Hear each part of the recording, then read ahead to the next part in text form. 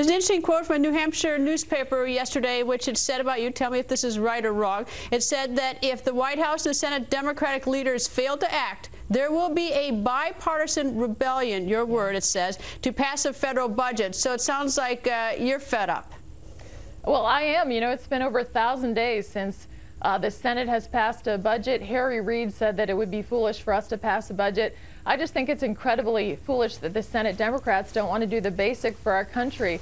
I mean, how are we ever going to deal with the $15 trillion in debt if we don't do a budget for our country? And this president's budget, when it was proposed in the Senate last year, got 0 votes, Greta. 97-0, it failed. That's, again, another example of the failure of this president, and that's going to come out in this election because Republicans have a fiscal plan for this country to get us on track.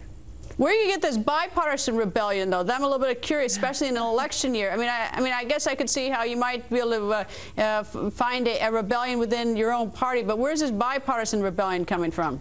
Well, I can tell you I've heard members on the other side of the aisle express frustration with Harry Reid and leadership about this issue of the budget. They know it's a problem if we don't get our fiscal house in order. So I said I don't think it's just going to be a Republican rebellion. It is going to be a bipartisan rebellion. If we don't address this budget issue, we need to continue to push this. I mean, think about it. At home, you balance your budget, businesses, and it's just absurd that our country doesn't have a budget right now. What do you think of the United States Senate? This is your first term. You come in on sort of a wave of frustration among many of the freshman class. What do you think of the Senate? Well, I think I'd like to see us solve more problems. And one of the great surprises I've had my first year in the Senate is how few votes we've taken. I feel like we should really be rolling up our sleeves and voting on more, but Harry Reid doesn't want to put any of his members on record for things like a budget because he knows that many of them are up for re-election. So I think we should show the political courage, and Harry Reid should put things up for a vote, and we should do the responsible thing for our country. That's been the most disappointing part for me because I'm ready to solve these problems. Is it frustrating to the sense that you almost want to, go up to him yourself and say something, let's vote up or down, yes or no? At least let's put our cards on the table. Absolutely.